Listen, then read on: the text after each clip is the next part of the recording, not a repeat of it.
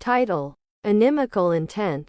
The sky over the Patchwork Portal was a swirling mass of gray clouds, crackling with unseen energy. The portal, hidden deep in the northern forests, had long been a place of refuge for the beings who sought to escape the complexities of the human world. But today, it was no sanctuary. An unsettling force had seeped into its very foundation, and those who once found peace here now felt an overwhelming sense of dread. Elara, a seasoned keeper of the patchwork, stood at the edge of the forest, her eyes fixed on the portal's shimmering surface. Something was wrong. The air hummed with a hostility she had never felt before, a feeling that was not of the natural world. Her instincts told her that an inimical presence had made its way through.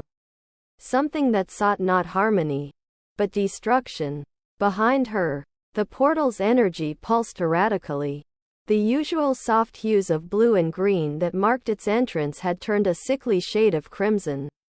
Pulsating like a heartbeat, it was as if the portal itself was warning her of the danger that lurked within. Elara gripped her staff, feeling the familiar surge of magic course through her. But even that did little to calm the gnawing fear in her chest. "We shouldn't be here," whispered Alan, a young being who had recently joined Elara's watch. His wide eyes scanned the forest, searching for any sign of movement. "Something's wrong."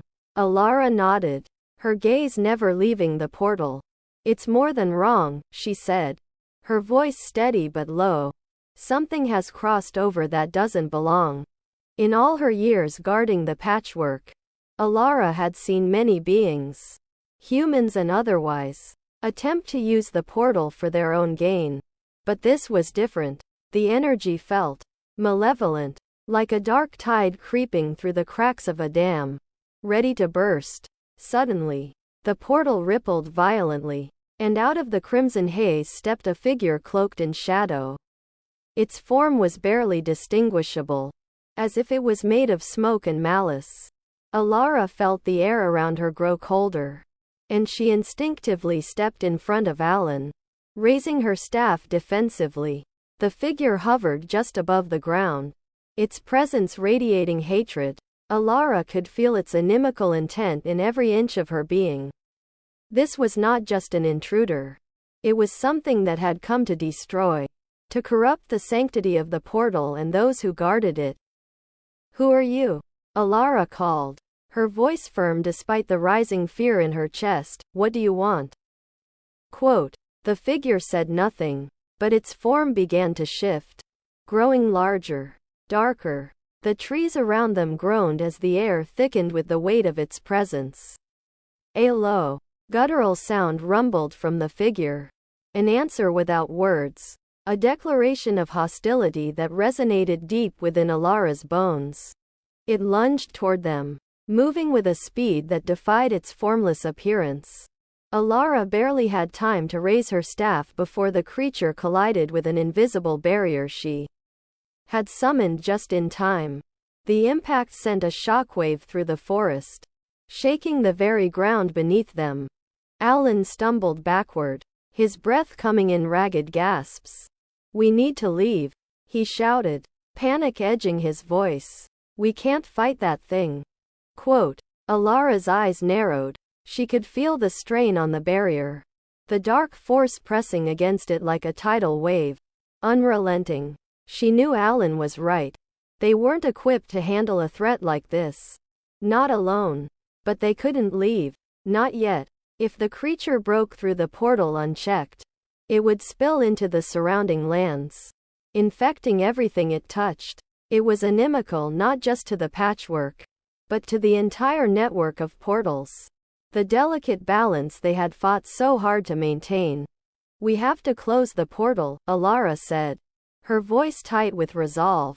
"It's the only way to stop it from spreading." Alan's eyes widened. "Close it? But that would..." Quote, "I know what it means," Elara interrupted, her gaze never leaving the creature as it pounded against the barrier, growing more frenzied with each strike. "But we don't have a choice. If we don't, this thing will tear everything apart." Alan hesitated, fear flashing across his face. But after a moment, he nodded, his jaw set. What do you need me to do? Quote. Elara's heart raced as she turned her attention back to the portal. The energy swirling around it was growing darker, more unstable.